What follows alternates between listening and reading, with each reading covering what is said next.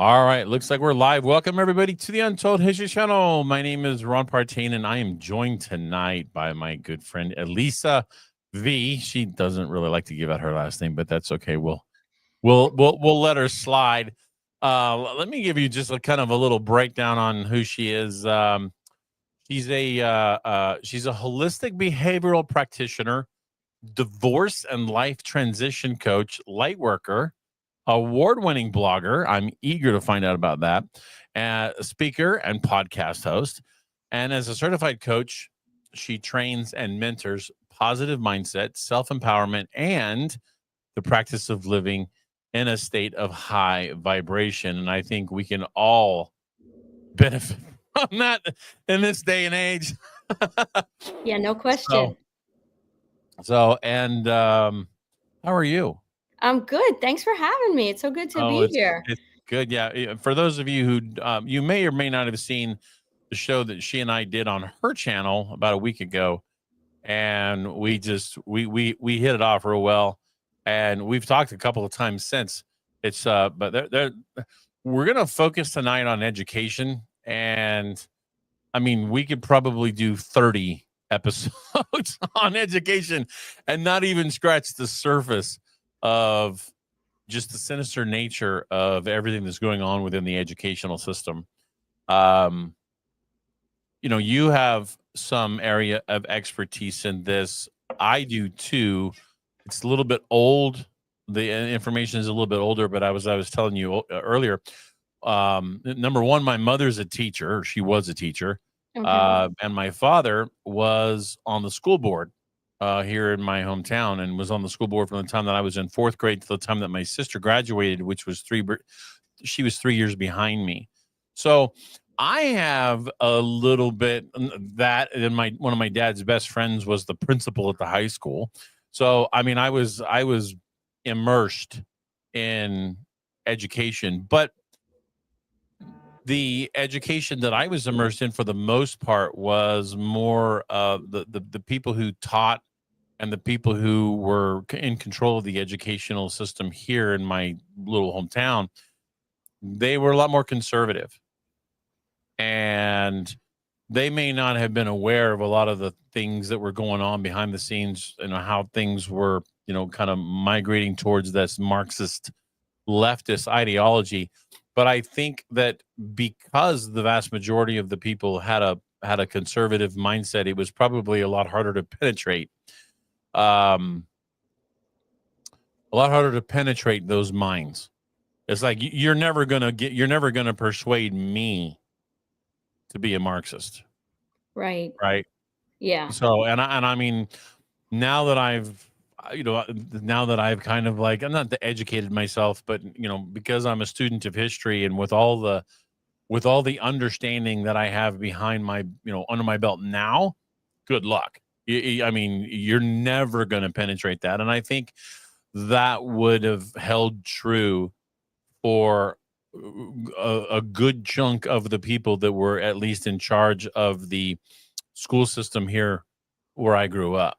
So I bring that perspective a little bit. And but you have a few stories to tell. The floor is Yeah, yours. well, yeah, so I mean, well, let's put it in context. I'm not, not going to ask you your age. I won't say mine, but suffice it to say I grew up in the 70s and 80s.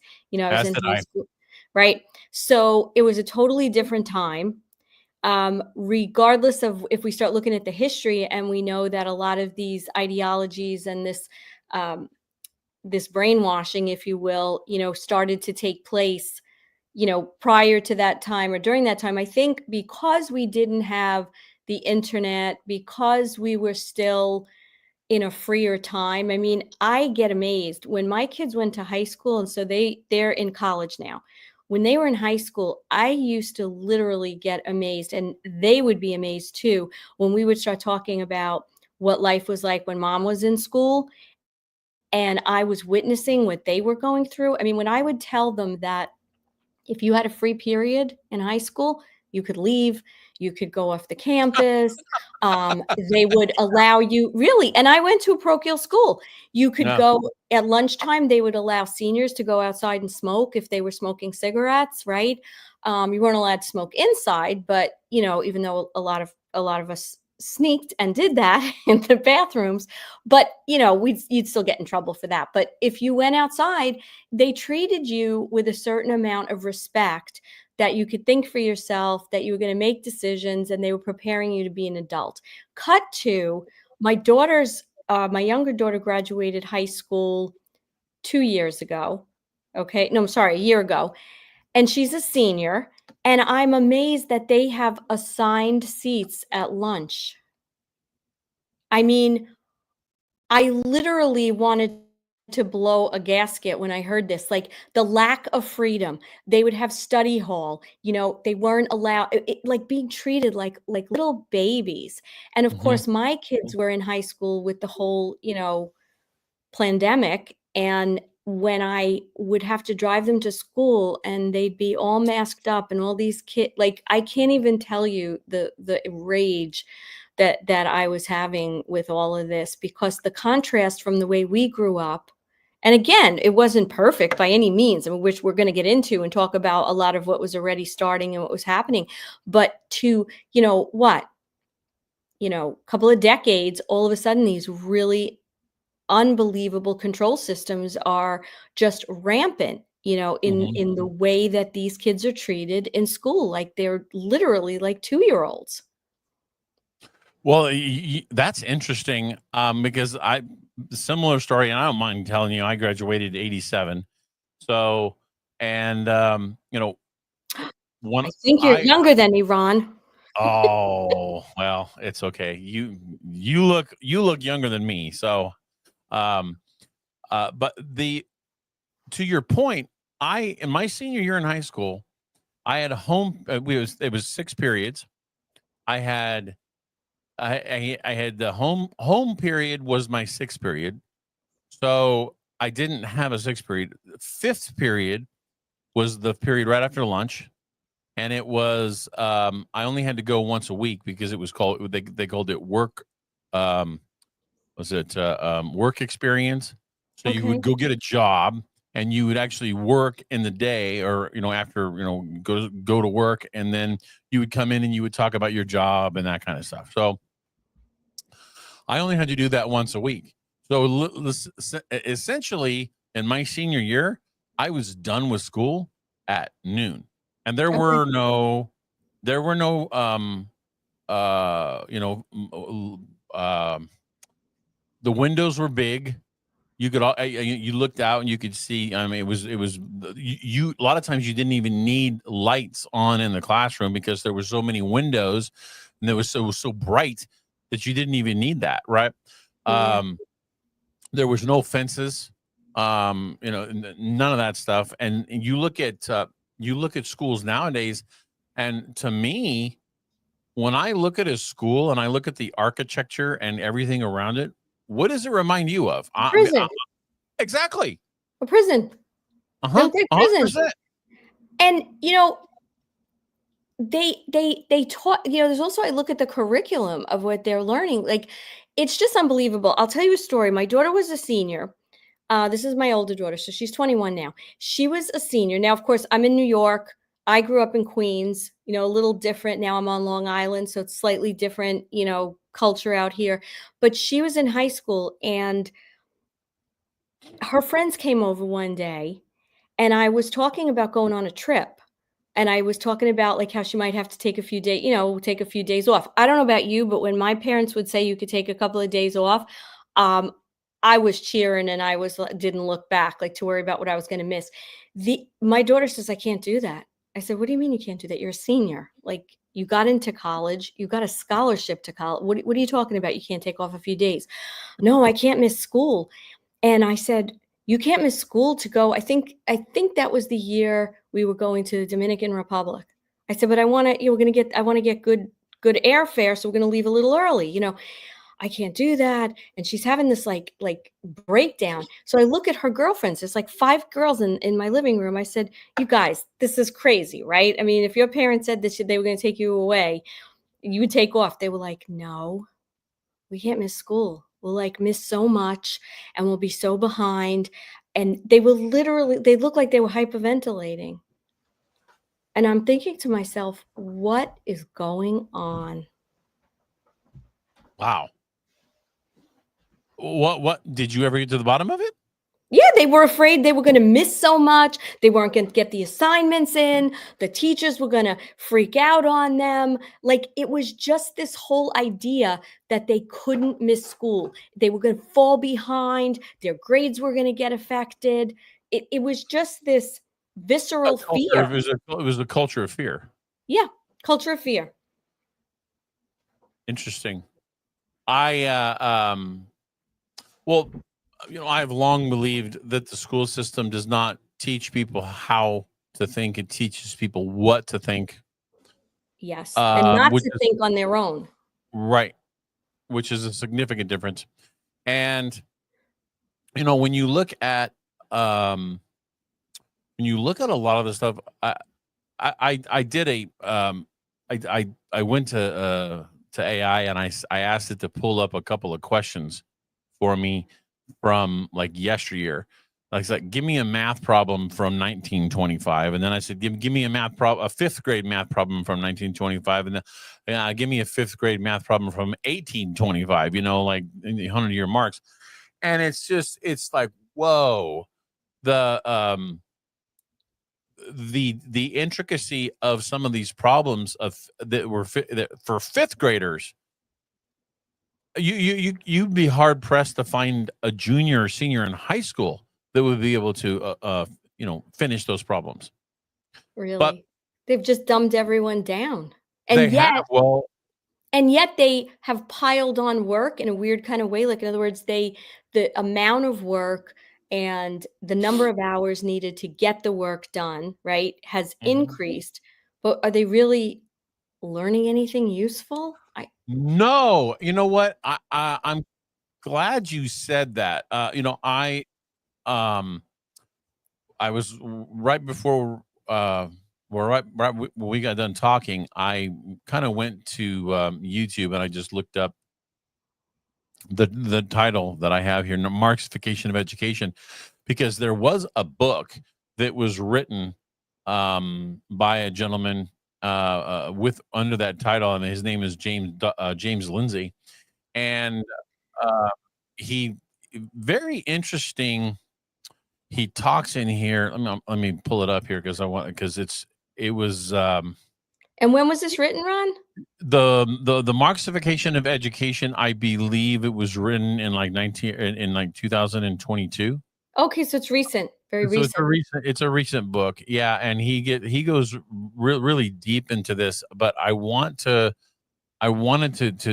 touch upon the second grade question that he talked about here. Let's see here. Um And this is a recent second grade question. Oh, somebody's in front of the camera. yeah, let's see here. Come on, buddy. Um let's see. Uh I had it pulled up and then I accidentally closed it off, or I closed it up. But it was let's see. Ferraris. Did you have anything else you wanted to say while I find this? Look for this. No, the only thing I was gonna say is that,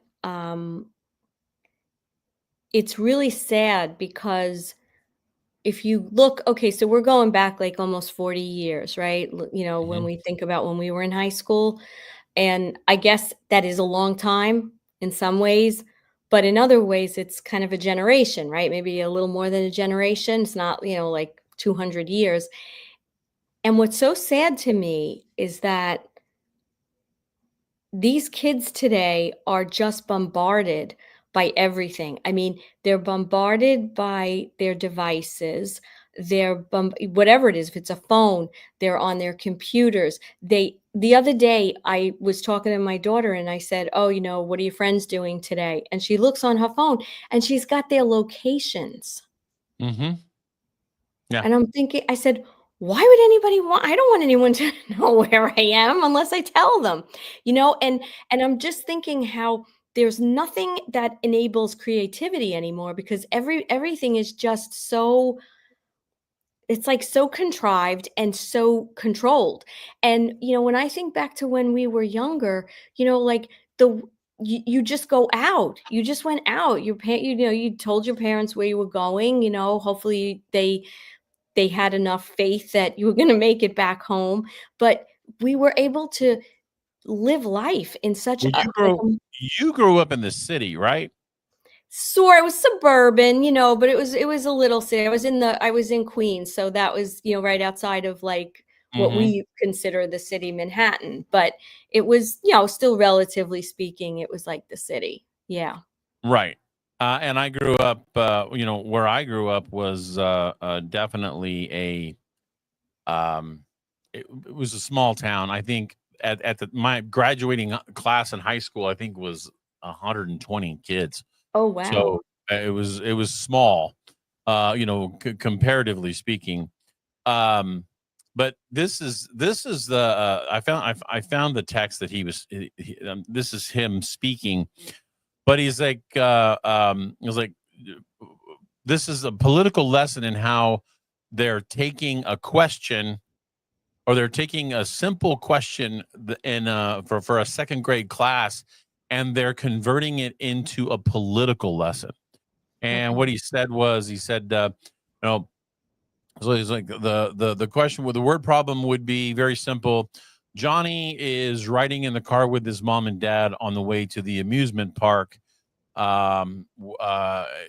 They've Houston Park is 50 miles away. They've already covered 30. How much further is there to go? So it's a very simple, second grade subtraction word problem, right? He says it's not hard, um, but he says, the pedagogues, or the people who use this method through social emotional learning, are now taught to engage this. In fact, to increase engagement with the students, and to point out that what this guy Ferrari talks about, he's a freaking communist. He says, um, well, what we'll do is um, let me just play this instead of me trying to say it. Let me just play it, and because it's Okay. not it's not very long. Um, me here. So he wrote about this, about how the problems are not He being wrote, used yes. for just simple math and figuring out the mathematics of it, but instead, bringing it into the realm of social Well, and political. yeah. Wait till you hear wait till you hear what he says here. I think it's gonna Um, enrage me, but it very well might, and it's probably going to it's going to enrage quite a few people. I'm guessing. Um, let's see. Uh, and this was an audio? yeah, I'm trying to find the right spot here. This is the one that I want. Okay, because I've got it on here twice. Okay. Um,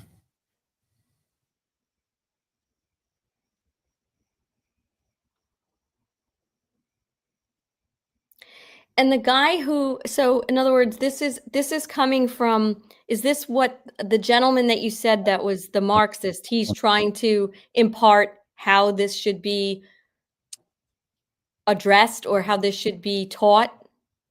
no, Oh, he's actually talking about uh, uh, muse. Come on. I'd offer some advice, but I have It's not all right. finished It's all right. doing It's that. it's my fault because I accidentally closed the window.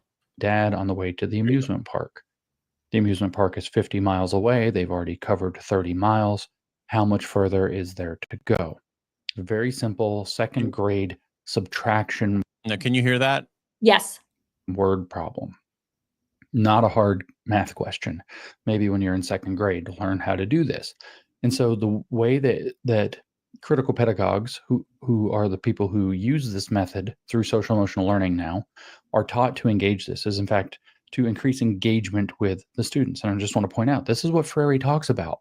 This is why Freire says Freire's method is great, because his political literacy method, he says, increases the engagement. It increases the interest. It makes the students want to learn. Now, experiments don't bear this out, and I'll mention that a little bit later. But the way the word problem would be engaged is that the teacher, again, this was 7-year-olds, second graders, would say, before we answer the question, class, can anybody raise your hand if you've ever been to an amusement park? And this sounds like a totally benign way to get the kids interested, talking about amusement parks or whatever. But you'll notice it's already a diversion away from doing the mathematics lesson. We're now talking about amusement parks. This is what Freire refers to as a generative theme, or a possible generative theme, something relevant and emotionally exciting or interesting, or again, relevant to the students, or culturally relevant to the students. So the amusement park becomes a diversion, and some of the kids are going to raise their hand. Yeah, they've been to an amusement park, and some of the kids won't raise their hand because no, they haven't been to an amusement park. Again, we're talking about 7-year-olds, so it's a pretty good bet that some have and some have not. And then the teacher says, oh, that's interesting. Some of you have been and some of you haven't. And again, this is how they're trained under this mode of teaching. Now, pause for a second. Imagine that was the thing you asked a teacher for the curriculum, for the math curriculum. That's the example. You read it at home. You're like, oh, everything's perfectly fine. That's a perfectly reasonable question. Not understanding that it's the theft of education takes place by the facilitator in the classroom, posing as an educator who is going to now do this. That's interesting. Some of you have been and some of you haven't. What are some reasons why some people would have been to amusement parks and others wouldn't? Now, notice we're not having a conversation about mathematics anymore. We're having a mathematics problem as a mediator to a discussion about why people may or may not have gone to amusement parks. It was generative of this question in the Freirean language. It was generative of this question of why some people get to go and some people don't. Now, there's a couple of things that you can do, but the teacher is instructed, in fact, in this mode of educating, to press on the issue until certain kinds of answers are given. So here's an answer that might be given. Eventually, some kid might say, not everybody can afford it. And the instant that happens, and that's what they're instructed to look for, now that's a big problem. You're right. Not everybody can afford to go to an amusement park. Let's talk about that. Why can't everybody afford to go to an amusement park? Why are some people poor and some people rich? And now we're having a conversation about economics, or with a Marxist, political economy. And obviously, the conversation can get dragged into a number of different directions. Race can be invoked because of correlations with race. If they can point out, oh, a lot of the white students, but not very many of the black students have been. Why is that? Oh, well, do you think that everybody can afford things equally? Or then the teacher can raise the further question, well, what should we do about the fact that not everybody can afford? Now we're having, of course, some kids are going to say, make it free, make rich people pay for it, or whatever. And what you're going to find, it's free for poor people, something like that. Okay, and if they're so getting that, you get the point. You get the point. And it's so, you know what I'm feeling like? It's so manipulative and It is. mind, I don't want to use the word mind, Mhm. and it feels like, I mean, it feels like brainwashing and MK ultraing. Like you're getting in these kids' heads, and you are completely diverting them into having a social opinion about certain things with an agenda. Yes. That is so. And so, what is he saying? He's saying that this was what? When did this kind of thing? This is a second grade class. Right, from when? Like, when is this? This was as of, like, the Well, 2020s? he wrote the book. He only wrote the book like 2-3 years ago. Okay. Okay. So, I mean, this is new. I mean, but you see, I don't believe that what he's talking about is new. I believe what he's talking about has been going on for at least 10 to 15, 20 years. and it's just been a very a gradual process. And you know, one of the things that I always talk about on my channel is I say information has been weaponized with the injection of emotion. Yep. Okay.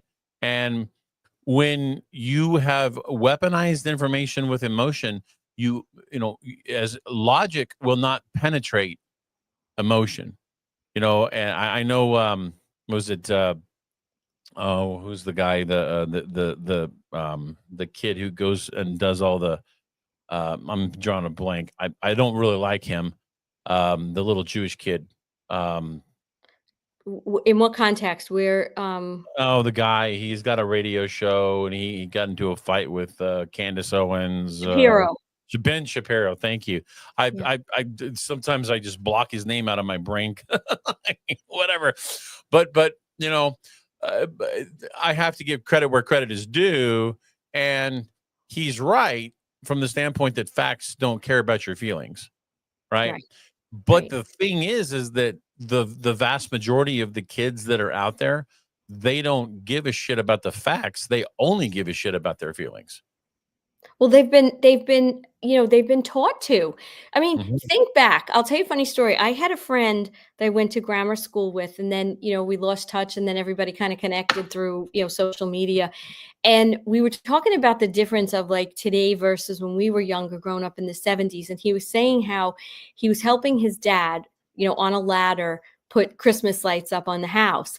And first of all, obviously he's being treated like an adult, whatever he was, you know, 11 years old or something like that, right? Come on, you know, father's teaching him how to do this. He falls off the ladder and he falls in on the mother's rose bush, right? And the mother comes out and she's screaming and she's going, "I hope you didn't ruin my rose bush," right? It was like, he's like, "Thanks, mom." The point is, everything today is so dramatized and everybody is, you know, listen, I'm not trying to take away that some people live with awful situations or there's trauma and all this, but everything is a trauma these days. And I'm not 100%. blaming the Let me kids ask you. for that Let me ask because you. they Let me ask didn't you. create that. They didn't create that It's not their fault. environment. No. It's you can't blame the children. You have to They've blame the grown you up have in to this. blame the Yeah, adults. everything You have is major, and the adults. Okay, so let's go to the why of that. Why of the because the adults have slowly been indoctrinated, right? That anybody pretty much who grew up in the 60s, 70s, and 80s was somehow abused. You know, we were abused. Our parents weren't involved enough. Our parents, you know, they didn't understand our feelings. Maybe some of that's true. I don't know, but we seem to have been okay with a lot of how we've grown up and been responsible and, you know, become thinkers. So those kids were never going to do that there, right? They were going to like literally listen as their cells reproduced because that's how involved they were going to be as parents. And so this starts the whole, you know, everybody gets a trophy and nobody's feelings should be hurt and all this nonsense that came about. But I will tell you, we've been talking about elementary school and high school. College. I mean, when I went to college, you were treated pretty much like an adult. Like you did your work, you didn't do your work, you suffered the consequences, right? If you passed, you failed, you know, you had a deadline. I went for a college tour. I'm not going to name the college with my daughter a couple of years ago, and the kids were allowed to have 3 absences, 2 or 3. It was a ridiculous amount. Otherwise, their parents got called, and I looked at my daughter and I said, I hope you're not seriously considering this school. I said, because I don't need to send you to a school that you are going to be told like, and they got demerits and they ran failing and all this nonsense. I said, if you're going to choose not to go to class, you're going to have to figure out how to do the work and how to make good and make, you know, or make that decision to go to class because you're feeling like that's your responsibility to do, not because someone is holding this hammer over your head to do. Mhm. And I'm thinking these are 18, 19-year-old kids. I mean, kids were drafted, kids went into major careers at that age, and now they are treating these young adults like they're complete morons. Mhm. That's the It's college and I gotta pay $50,000, $60,000, $70,000 to have my kid be treated like an absolute moron. And so what's it all about today when you go away to college? It's all about the dorm room and decorating, and it's just so unbelievable how warped so much of what's in the well, education system and what's going on. I asked you earlier before we kind of went live. I asked you if you had ever heard of Yuri Bezmenov, and you said you had not. Well, Yeah. this is about a let's see here. This is about a 4-minute clip, and it's an hour and 20-minute interview that he did with Geward Griffin, but it's extremely important, this particular clip, for what we're talking about. And let me go ahead and add this to the stage here, and just listen to what he says here. Every American, to such an extent that despite of the abundance of information, no one is able to come to sensible conclusions in the interests of defending themselves, their families, their community, and their country. It's a great brainwashing process, which goes very slow, and it's divided in 4 basic stages. The first one being demoralization. It takes from 15 to 20 years to demoralize a nation. Why that many years? Because this is the minimum number of years which requires to educate one generation of students in the country of your enemy, exposed to the ideology of the enemy. In other words, Marxism-Leninism ideology is being pumped into the soft heads of at least 3 generations of American students without being challenged or counterbalanced by the basic values of Americanism, American patriotism. The result you can see, most of the people who graduated in the 60s, dropouts or half-baked intellectuals, are now occupying the positions of power in the government, civil service, business, mass media, educational system. You are stuck with them. You cannot get rid of them. They are contaminated. They are programmed to think and react to certain stimuli in a certain pattern. You cannot change their mind, even if you expose them to authentic information, even if you prove that white is white and black is black. You still cannot change the basic perception and the logic of behavior. In other words, these people, the process of demoralization is complete and irreversible.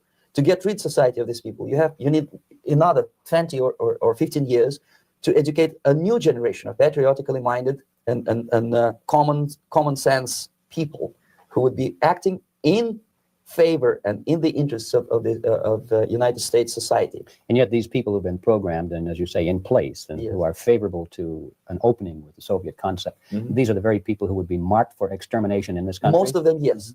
Simply because the psychological shock when they will see in future what the beautiful society of equality and social justice means in practice, obviously they will revolt. They will be very unhappy, frustrated people. And the Marxist-Leninist regime does not tolerate these people. They will join the links of dissenters, dissidents. Yes. Unlike in present United States, there will be no place for dissent in future Marxist-Leninist America. Here you can get popular like Daniel Ellsberg and filthy rich like Jane Fonda for being dissident, for criticizing your Pentagon. In future, these people will be simply squashed like cockroaches. Nobody is going to pay them nothing for their beautiful, noble ideas of equality. This they don't understand, and it will be greatest shock for them, of course. The demoralization process in the United States is basically completed already. For the last 25 years, actually it's overfulfilled, because demoralization now reaches such areas where previously not even Comrade Andropov and all his experts would even dream of such a tremendous success. Most of it is done by Americans to Americans, thanks to lack of moral standards. As I mentioned before, exposure to true information does not matter anymore. A person who was demoralized. Okay, so I'm gonna keep playing that because you get the point. What he's talking about there is the process of demoralization, where they feed this Marxist-Leninist ideals into the heads of Americans without any sort of, like what he said, a counterbalance. He said it's been going on for 30 years. That was 1984. That was 40 years ago. Yeah, you're muted. Sorry. You're good. But you have to remember, that was 40 years ago, right? If that's in the 80s, but we didn't have the same the same bombardment. So you know, you didn't have your phones and you didn't have the computers. I mean, when my daughter went to high school, they didn't have notebooks. They had to use iPads. So now you've got devices and you've got these kids, it's like instantaneous, and they're able to control them. So I think probably why it might not have felt, for lack of a better word, as if that was actually happening, even though they had that agenda going, is because we didn't have so much technology and, you know, that was happening around us that was reinforcing all this the way it is today. I mean, yes, we had commercials, we had TV, we had a lot of, you know, craziness. I mean, I'm going to push back on you a little bit on that okay. because what that actually made it probably even more and it made people more impressionable because they had to study more. They had to look at it and they had to actually get into it and study with it and talk about their friends or whatever. But there was a lot more dialogue and interaction between the teachers and whatnot. Oh, Now, you mean then? yeah. 100%, 100%. I'm not even going to disagree. What I'm saying is the bombardment has increased with all the technology on Oh, the well, brainwashing process. yes, because it's well, you've got a crap ton more stimuli. Yes. You know, before it was just the teacher speaking and then what you were reading in the book and then maybe what you were hearing from your peers. Now it's coming on your phone. It's all over YouTube. It's all over social media. It's in the video games. Yeah. I mean, I was going to ask you a question. You know, when we were going to high school or when we were going to school, period, how many times did you see somebody that had a cast? Because they fell and they were in a tree, they fell All and the they broke time. their arm, and it was like, oh, you know, everybody felt bad for them, and they felt bad because they had an itch up their arm and they couldn't scratch it or whatever, but everybody wrote on their cast, you know, everybody wrote their names on the cast and everything, and it was fun. I mean, it wasn't fun, but you know, I mean, you made the best of it. Right, because kids were You outside, don't they were you playing, don't they were see, you don't see casts anymore. no. Why is that? Because kids aren't allowed. It's like we have put them into this bubble to where they can't get out and experience life. And now we wonder why when they're 25, 26 years old and they're not even able to get out into the real world because they've never experienced anything. We don't put any pressure on them. Yeah, And I well, it's think a different kind of pressure, I can tell you. It's this, yeah. you know what I mean? It's this conformist kind of different. And listen, I am not saying, I mean, I probably every single person that grew up in the 70s and 80s, 60s before got bullied. I'm not saying it's a good thing. Okay, so that's Right. not what I'm saying. However, what it taught you was that you had to stand up for yourself. You had Yes. to assert yourself. You had to let somebody know they can't walk all over you. And most times when you stood up to a bully, right, it worked. You know, they backed off or they respected you. Now, it's not comfortable when you're going through that, but by the same token, everybody, like you said, they're putting these kids in bubbles that there's no pushback. There's nothing where they have to actually step up and assert themselves. I know even like during the pandemic, I, you know, refused to wear a mask, got thrown out of stores, got thrown out of restaurants, whatever. And my kids would lose their minds. Mom, are you going to start in? Are you going to do this? And I said, what are you so afraid of? Like, so they throw us out of the store. Who gives a crap? But they had this element, like just because they were told to do that, just you know, you got to kind of go along with this. Now, I know not all kids were like this, and there were some kids who, but for the most part, these kids just were so trained to kind of follow what they're told and not Obey. push back, just It's obey. obey. And Obey. it's funny how what's going on right now with the Great Awakening and the last, say, 8 years and, you know, people standing up. It's very interesting how the generation, it's like our generation, you know, people in their, let's say, 50s, From their 60s, late 40s late to 40s. late 40s We're to the mid. ones we're the ones leading the charge because we were used to telling people to screw off and standing up for ourselves. Mm-hmm. I can't tell you how many times because the only time that I ever wore a mask and it was half-assed at that was when I was flying, because picking my battles, I didn't want to get put into a situation where I was going to be, where I could be potentially put on a no-fly list. But that said, I would never wear a mask anywhere, and I wanted somebody to come up and say something to me, because I so wanted that, and nobody ever did. I don't know if it's because really, you should have been here in New York. I went into and I'm very outspoken, I'll say it. I needed light bulbs and some other nonsense, and I went into Ace Hardware over here, which I used to frequent all the time, and I went in there and I didn't have my mask on. I literally did all my shopping. I had like a good shopping cart worth of stuff. I was on the checkout line, okay? Like there was one person ahead of me. And this manager, whatever he was, he's like, you have to put on a mask. And of course, I had all my, it's against the Nuremberg Code and it's anti, I had like my whole spiel that I'm going through. But basically I'm saying no.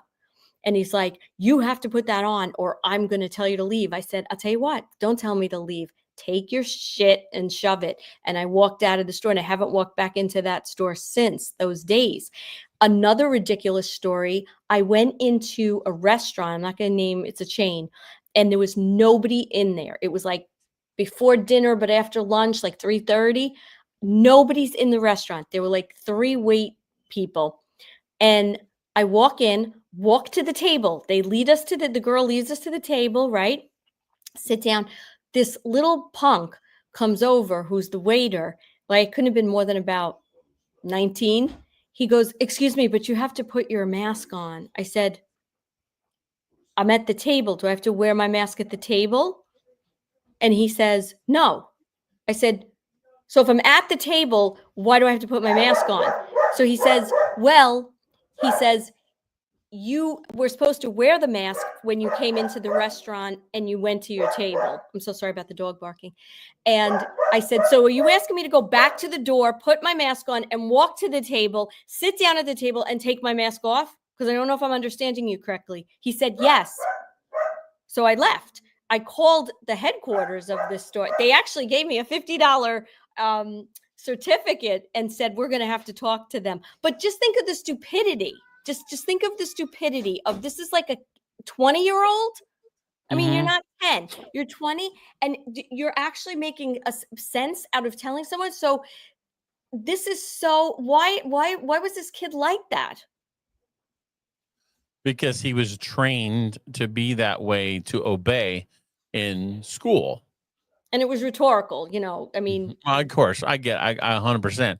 I mean, you talk about the absurdity, what you're talking about there. Well, I mean, everybody was 6 feet apart until you got onto a plane. Yeah, and then you're right here next to the person. And then you're like, you literally can't move without not touching the person next to you, unless you're in first class. Did anybody use their common sense to say, what are we doing? I mean, there were a lot of people like us who did say that. But yeah, I think. Well, so there were a few things that happened in the late teens and 20s that caused people to like shake them from their slumber, if you will.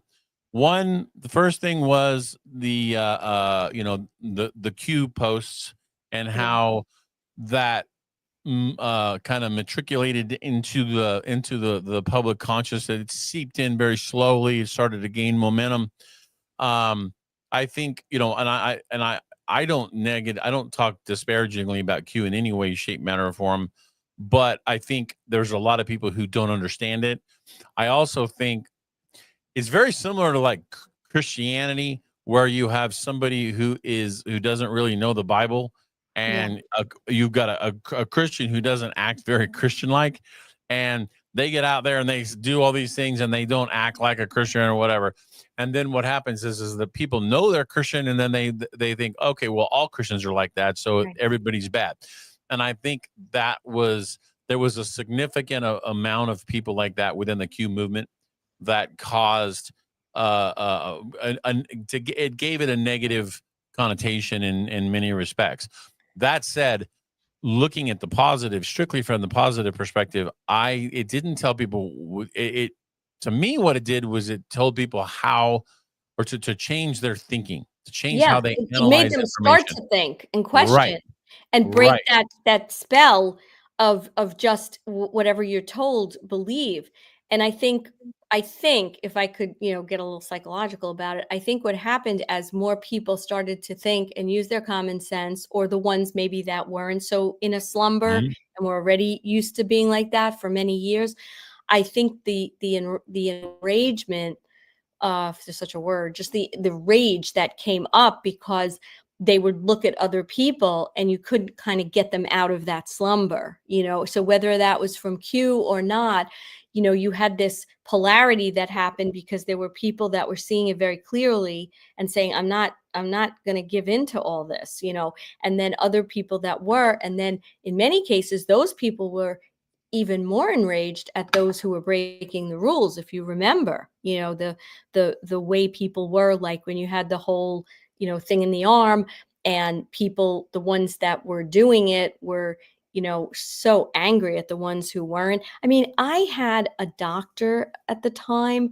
He was a therapist, and I was right when I was going through my divorce, and smart guy. I mean, he just helped me so much. He was so amazing and so full of common sense in the treatment. And then one day, go through the whole pandemic, we're doing stuff online. And then he says how he's going to have office hours again, but he's going to get the arm thing. And he says, and he'll only see people who get it too. So I said to him, well, then you don't really believe in the veracity of what you're getting, because if you did, you'd be protected and it wouldn't matter what other people did. And he got so mad. Like, he got so angry and just was like, well, that's my rule and that's what I'm doing. And it was actually sad because I looked up to this person, and I was thinking, wow, this is a guy who gave me some of the best advice of my whole life, saw things so clearly, and the fear mongering and the tactics that were It's used groupthink. were It's so groupthink. strong. It's Yeah. groupthink. It's groupthink ideology. And it all begins in school. You talk about how kids got bullied and whatnot. School is essentially social training combined with learning skills for life. Right? I mean, because if you're at home all the time by yourself, if you homeschool your children, you have 100% autonomy, basic for the most part, on what they're going to learn. You're going to teach them the way you think it should be taught. But the price that comes with that is that they don't get any, they don't get as much quality time with other people, with other kids their age, right? Yes and no. It depends. I've known people, if you're doing it in groups and I get that. I'm saying from the standpoint of that compared to like on 8 hours a day at the right, school, it's right, not the same. It's not. right. I mean, in terms of, it's not the same. So, you do get it. It's just in a little bit less of a dose. But but who knows? That could actually be a good thing. The point I'm making is that school, the what school was designed to be is completely been flipped on its head. Yeah. It is no longer a place to educate people on what they do. And a perfect example is when I hear somebody, if I'm engaging in a debate online with somebody and they tell me, oh, well, I have 2 degrees and I this and I think, what I immediately default to, Well, if you've got 2 degrees, then that means you're 2 times more stupid than I am. Right. You're that much more indoctrinated and that much more controlled. And the other thing I was just going to say is if you think about the education system, what it's supposed to be, right? Think about it. It was reading, writing, arithmetic. It was to learn those basic skills. And then for jobs, what did people do? They had apprenticeships. They learned by being with someone who had done it, right? I mean, that's how you really learn. Think about it. You go to medical school, you go to law school, you go for all these extended degrees. Where do you really learn? Are you learning you're not learning there. You're learning when you get into the job and then you learn really how it's done. So you spend all these thousands of dollars to absorb all this ridiculous knowledge that you have to regurgitate back just to get by and get a grade. And then you go and you really learn. And Right. I hope that, I mean, listen, I know that around here, right, you've got all these people that have degrees and they're going into, who's going into finance and who's going into law and then like the people that that are plumbers, electricians, tradesmen, plasterers, you can't find those people anymore. And so I said to my kids, I had girls, but I was like, listen, if you decide you want to go to college and you want to do a trade, I didn't really think they were going to become plumbers, but there's other trades for women. I said I would be totally on board with that because I watch a there's a lot more of art to those things. I watch I watch a decent amount of YouTube, and a lot of it's a wide spectrum of stuff that I pay attention to, and one of them is people who talk about just economics and education and things of that nature. And they say that one of the best things that you could do is you could go to a trade school, learn how to be an electrician or a plumber or something like that, because those jobs are in demand right now because there's not enough people out there Right. to fill the void of a shoddy workmanship that has, for the last 50 years, when you and I were growing up, those houses were built to last, Yeah. right? And actually, I would, if I was going to go buy a house right now, I'd rather buy a house that was built in the 60s or 70s than I would buying a house that was built in the 80s or the 90s or even the 2000s, because I mean, it's just like the craftsmanship and the nature of how they built them is just garbage. Well, Yeah. the point of the matter is that now you've got all of these big houses that have problems, and there's not enough people to fix them. You call them and you have a plumbing leak. Well, you got to wait 2 weeks before somebody can come and fix Right. it, right? And Right. of course, that's always predicated on the area that you're living in. But you understand the point I'm making. The but and so if you went to a trade school, you could learn that stuff, and then you could start a business. That's And then right. you could hire more people that have coming out of the trade school. And then the next thing you know, now you don't actually have to go out to the job sites. You've got other people that are doing it for you, and you're profiting on their work. And that's a whole lot more, profitable and a much better use of your time than trading your time for hours. Because when Yeah. you only have 24 hours in a day, and if you're trading your time for dollars, there is a finite supply of that. Yep. Whereas if you get a job, whereas if you have a business and you expand that business and get more and more and more and more, you can increase it. You can go up and increase it exponentially depending on how much work you're willing to do. And Yeah. see what the educational systems a long time ago, it was about teaching. The primary reason that education started, or public education, was so that they could teach people how to read, so they could read the Bible. I mean, Right. if you really want to get down to brass tacks, that was the whole purpose of the public education system when it first was started in the United States, was to teach people how to read so they could read the Bible. Yeah. And I mean, look how far away we've come from that. Oh my gosh. So I'll tell you another story. So my younger daughter, I put her in it was not pre-K, nursery school, right? Sent her to nursery school. And I joke because she was like a nursery school dropout because she would be, the morning she'd be all excited to go, like, oh, we're going to school. Yeah, I'm so excited. I'd bring her to school. Half hour later, they'd call me. She'd be screaming. You know, they couldn't calm her down. She wanted to go home. So we did this for about a week. And finally, I said, this is stupid. She's not ready to go. You know, she's not ready to be away from me. She's still a baby.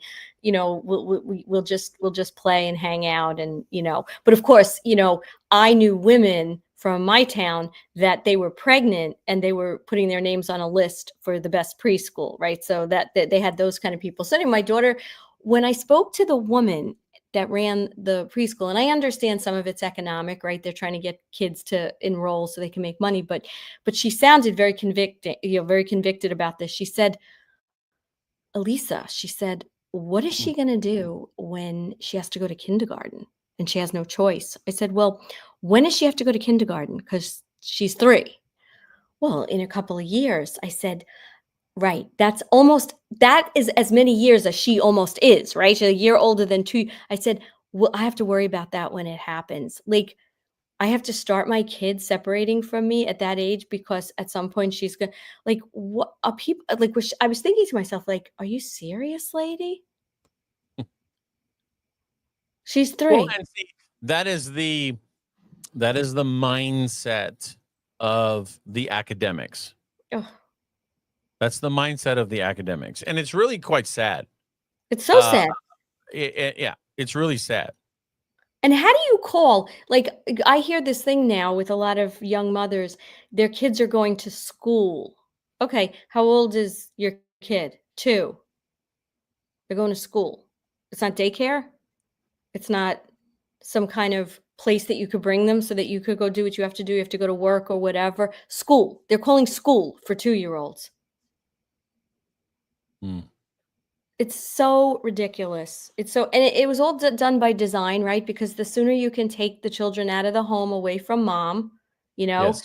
get mom out of the home and get her into the workforce, you know, under the guise of, oh, I want a career. Listen, my grandmother had a career, okay, in the 1930s and 40s. She worked for the Ladies Garment Union, okay? And I say that, you know, she was able to work. Her mother was home and watched, you know, my dad and his sister. Like, women never had a problem working if they wanted to work.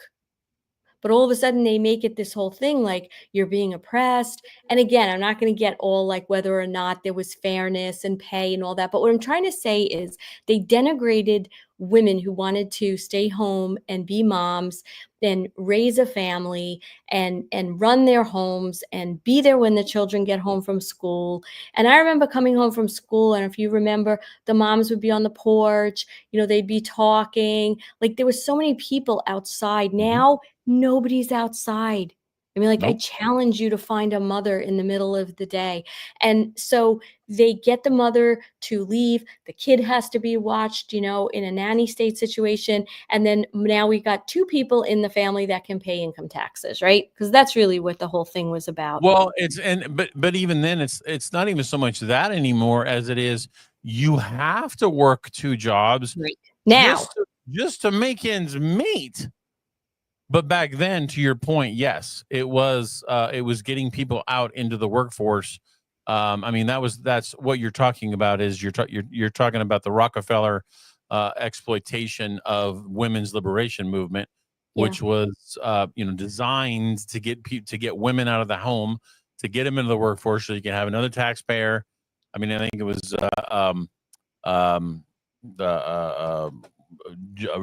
Aaron Russo talked about this from when in his meetings with Nick Rockefeller, because Nick Rockefeller was like, "What do you think women's lib is?" And he's like, "Oh, well, it's a good thing, you know, you get women for fair pay and all this other stuff." And he laughed at me and says, "You're an idiot." He's like, "No, it's just no. We get to get the women out of the home, and we get to another taxpayer, and then we get to have we get to educate the child, mold and shape them at an even younger age, indoctrinate them. 100%." And I mean, we are living in a world that is a manifestation of all of that. Yeah. And I mean, I like to be optimistic about the fact that there's a lot of things happening and that we're going to be dismantling a lot of these systems, but it's going to take time. You know, I think there's clearly the Great Awakening has caused more people to awaken, right? The more people are in a high vibration, the more of that high vibration is going to allow other people, and but it's gonna take time. And the first step is really to just recognize that a lot of these systems that were put in place were very inverted. They were inverted on purpose to control us and to get us to do certain things and train children to just be robots to work and pay taxes. And I think now people like, with you and other people that are out there talking, we're starting to educate more and more, for people to start thinking, because it really starts with why. Why is it like this? Why do we do this? And people just don't ask why. They're told what to do, and so they do it. And Right. I think that's part of what the Q movement was all about. Like, think about it. Does it make sense? If it doesn't make sense, it probably, doesn't make sense and shouldn't be Well, that it's way. like it's just like the old adage, if it sounds too good to be true, it probably is. So, and I'm looking at the time, and I want to be sensitive. I know you said you had a Oh, hard cutoff, and we're yeah, about 1 minute over that. So, and I have so much more to say. I know. So, This was so so great. we need to do this again, because I mean, like I said, we could do this. I could talk about this subject for hours and never run out of material. Yeah. Uh, And do so your listeners know? I mean, do they know at this point that you're also a regular guest on the forecast? well, I'm You're not. I don't. I want to say regular, but they. frequent. Yeah, I've been there a couple times, but yeah, that's the one that you do down there with Mel and Laura and some of those other guys. So Yeah. yeah, and I do that if I have time permitting on Mondays. I'll do that, and if I'm able, then I'll stream it to my audience as well. But yeah, they do know. one Yeah, one no, guy you said add a something. I don't know if you saw it, and I don't know if you saw it in the thing. He's like, I don't know about that weirdo dude in the glasses and the big old seat. I'm not like, talking it's about Mel. Oh yeah. gosh. I was like, man, I was like, a lot of people don't know this about him. I think they judge a book by its cover. And let me just say this, I when I first saw Mel Carmine on a video or a picture of him or whatever, I was like, what the? I mean, I did the same thing. I judged a book by its cover. But I will tell you this, behind the scenes, that guy is one of the most humble, one of the most warm, giving, Yeah, positive people that you could ever be around. And I have a tremendous fondness for him. I don't agree with everything that he says, but that's okay. that's You know okay. You don't what? want to be I in an mean, echo chamber, but we it can share. Yeah, right. share. And Mel, well, so I had a little different experience because being from Queens, being of Sicilian descent myself, and Mel being from Sicily, I kind of was like, I'm listening to someone, someone that I feel like I grew up with, but Mhm. Mel is amazing. And Mel actually gave me my start in podcasting. I had him on a small podcast that I had, and he came on to talk about his healing center in Florida.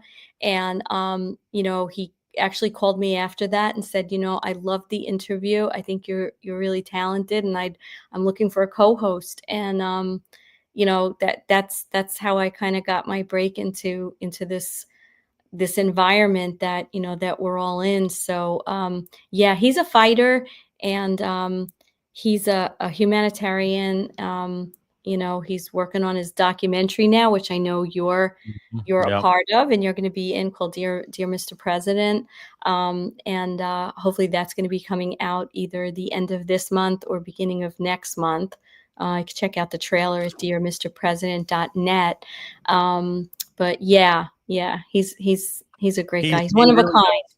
Yeah, he has a heart of gold, guys, Yeah. and I can't say that in any clearer terms. Do not judge the book by its cover, and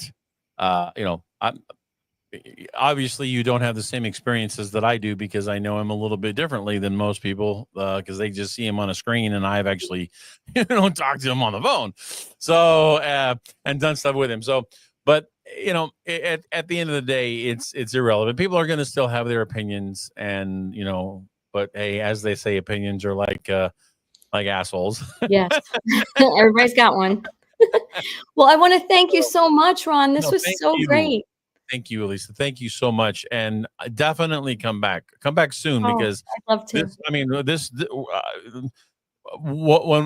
when you come back, I'm gonna have something a lot more structured, because I think we didn't really know what we were gonna talk about. I think it was really until about 4 hours ago. Yeah, So if that. Yeah. yeah. So I didn't really have much of a time to prepare. I did as much as I could to throw something together. So I hope it was educational for people, and I Me hope the too. videos that I played pissed you off, because listening to those two things that I mean, those are eye opening. Those are Yeah. eye opening. So anyway, Lisa, I know you need to go because you have an appointment. So thank you so much Thank for you your so time much, tonight, Ron. God bless you. and you as well. And we'll see you guys. We'll see you guys tomorrow. Have a good night.